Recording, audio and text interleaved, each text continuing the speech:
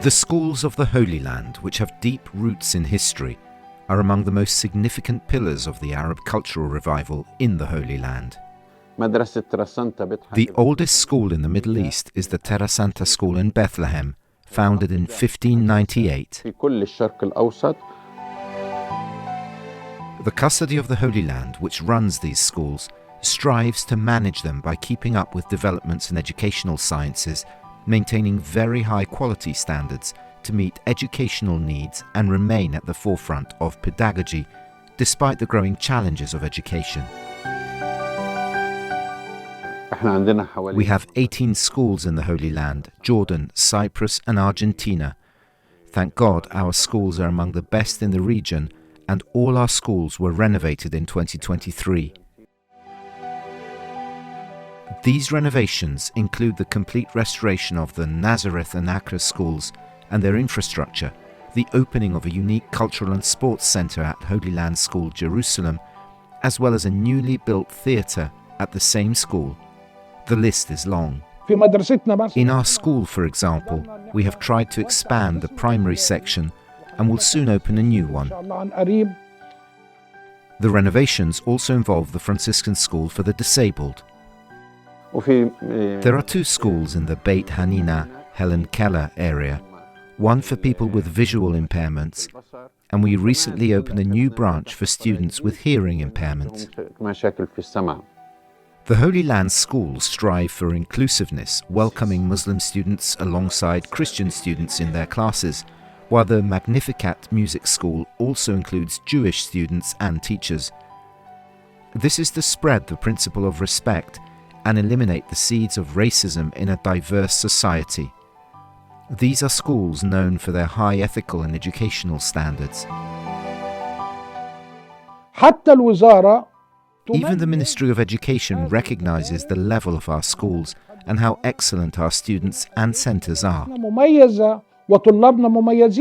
This huge project of the custody of the Holy Land, which operates, maintains, expands and equips 18 schools with more than 1,300 employees and brings enormous benefits to the local community, requires a very large investment.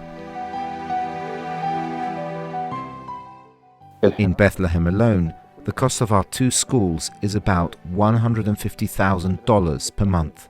School expansion costs millions of dollars, and the more we think about expanding, the more facilities and maintenance we need.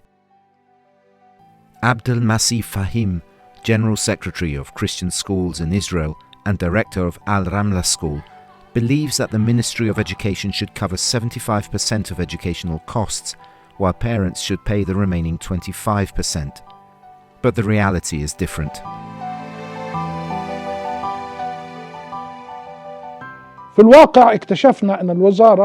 In fact, we see that the ministry has gradually reduced this allocation until, according to official statistics, it covers only 34% of costs. Who takes care of the rest? And who pays for the costs of school facilities and services? The ministry does not cover these costs, so we need support. This is only a small part of the huge costs the custody of the Holy Land faces in running its schools, as the current war conditions are draining funds. The Holy Land administration is in a difficult situation. The suspension of tourism and the absence of pilgrims has a huge impact on the Holy Land school network, because we depend on the presence of pilgrims here in the monasteries and shrines. While the custody ensures that the schools continue to function, operating in the circumstances in which we live is not easy at all. This is the message we want to give to the authorities. Father Abdel Masih Fahim said that in order to have the full support of the government would like to have full control of the Terra Santa School, devolving the management of school property to local authorities and with the right to appoint principals and staff, which is impossible because schools today are also used for religious purposes and services. We will never give up our schools despite the crisis, because education is our goal and our foundation. We need outside help in order to grow, and we take this opportunity to thank everyone.